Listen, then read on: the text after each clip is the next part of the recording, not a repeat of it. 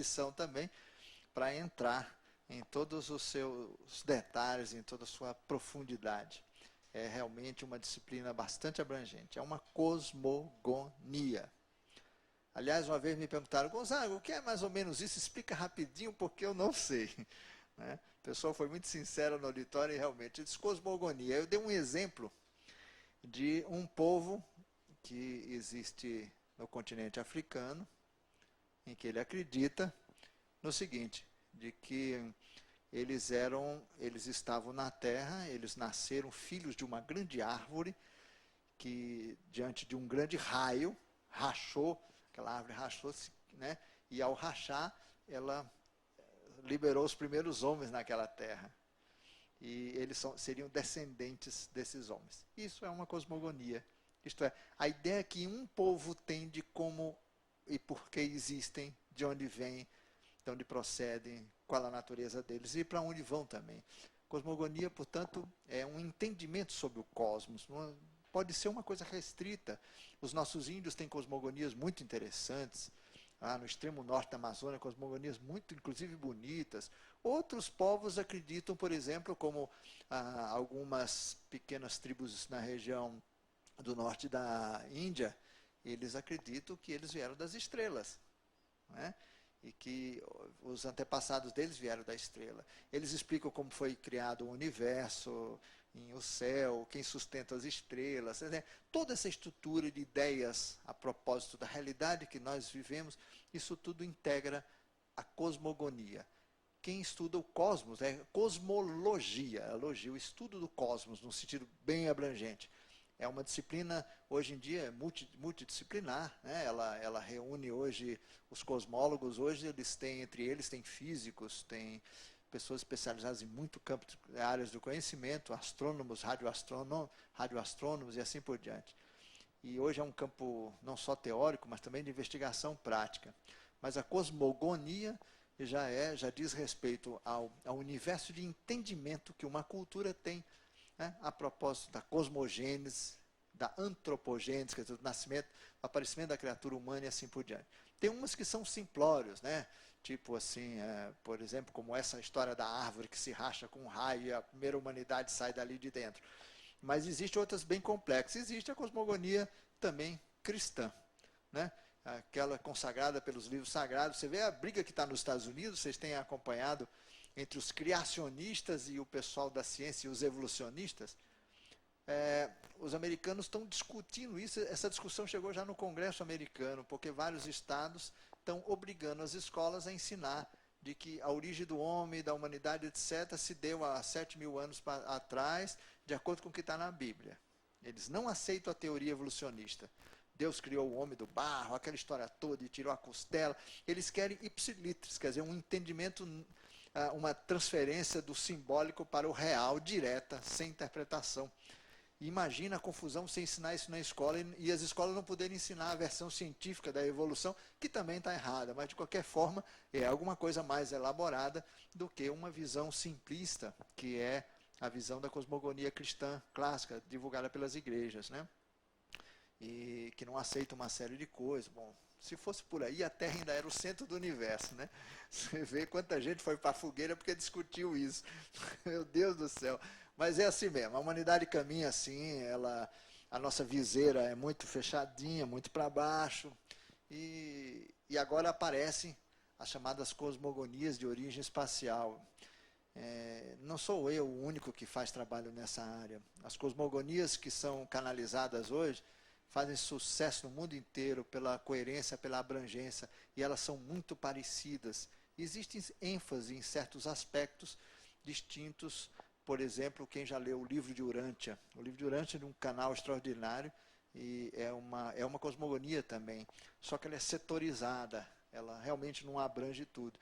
Existe o trabalho dos unicistas, que desenvolveram uma cosmogonia muito bonita, baseada no trabalho do professor Pietro Baldi, o autor da Grande Síntese, né? Então, quando alguém tenta uma grande síntese, é uma espécie de uma explicação geral de como é que todas as coisas são, de onde que a gente veio, como é o cosmos, como não é, etc, etc. Quanto mais ampla e abrangente a cosmogonia, mais aspectos da realidade ela consegue organizar, né? As cosmogonias científicas, por exemplo, a história do grande explosão que deu origem ao universo, etc, etc, etc. Né? É uma cosmogonia extremamente restrita, porque ela é fundamentada apenas naquilo que nós conseguimos sentir e enxergar, ainda que com instrumentos. Ela é essencialmente materialista, ela não considera outras dimensões de realidade. Até uma criança, né, pode perceber os grandes furos filosóficos que as modernas teorias cosmogônicas têm, como, por exemplo, ou cosmológicas. Tudo começou de um pontinho de massa altamente concentrada. Aí alguém perguntou, pô, e antes do pontinho? Então, como é que uma explosão pode de repente, virar uma grande coisa organizada?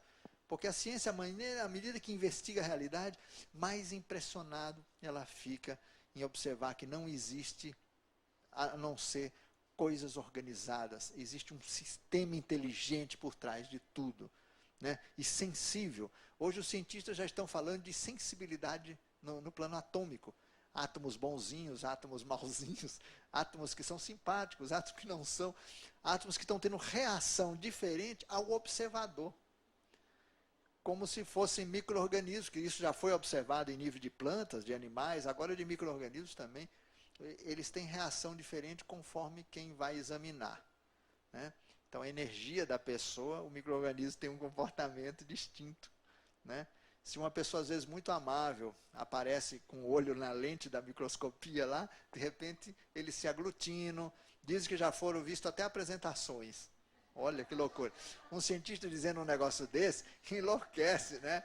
Porque não entende como é que essas coisas são possíveis. E, na verdade, as coisas são assim. Você vê, por exemplo, com as plantas, né? Como tem pessoas que, ao cuidar de plantas, elas têm um comportamento completamente diferente. Uma pessoa estranha, às vezes, entra em casa, as plantas reagem inteiramente, morrem plantas, né? Acontece coisas animais também, o gato é muito sensível, o cachorro é muito sensível. Então, na verdade, nós podemos estender essas ideias de sensibilidade, de bom humor, de inteligência, de frieza ou não, de capacidade de associar, de cooperar, etc., a tudo o que existe, porque tudo é consciência. Isso é um elemento fundamental da cosmologia, da cosmogonia extraterrestre. Tudo o que existe são criaturas, expressões de uma só consciência, tomadas dentro vamos dizer assim, de setores diferenciados. Que a criação, embora seja uma consciência só, ela tem múltiplas formas de manifestação, essa mesma consciência. Algumas nós chamamos de humanos, outros chamamos de animais, outros de plantas, corpos celestes, átomos e assim por diante. Então, se nós partirmos desse pressuposto, podemos entender que um planeta é uma criatura que tem inteligência, sensibilidade, sabe da existência de si mesmo, sabe da existência de outros corpos celestes, sabe que elas abrigam humanidades, plantas, animais, elas têm consciência disso, ainda que numa consciência de natureza diferente da nossa consciência humana. Né? Nós temos consciência, por exemplo, de plantas, animais, micro-organismos, mas nós não temos consciência de que a Terra seja um ser vivo.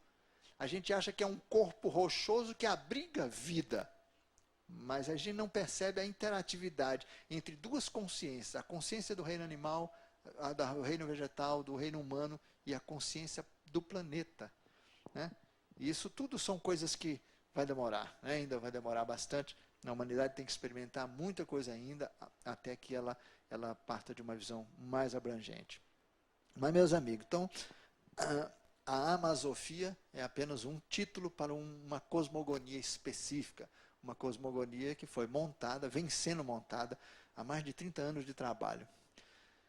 E ela toda tem origem psíquica, né, mediúnica, e através de outros recursos, vem se somando um mosaico de considerações sobre um universo de coisas. Isso tudo vai se encaixando como se alguém tivesse escrito uma coisa inteirinha e depois fosse dando os pedacinhos para a gente. De trás para diante, sem ordem. Eu nunca recebi as coisas organizadas, sempre foi um caos. Eu é que tinha que colocar as coisas em ordem conforme as minhas próprias necessidades de entendimento. Se eu estava querendo saber de uma coisa, a resposta vinha sobre aquilo. Às vezes eu estava muito querendo saber sobre isso e não vinha nada sobre aquilo. Então, foi um processo mesmo, lento, gradual, para a organização desse material.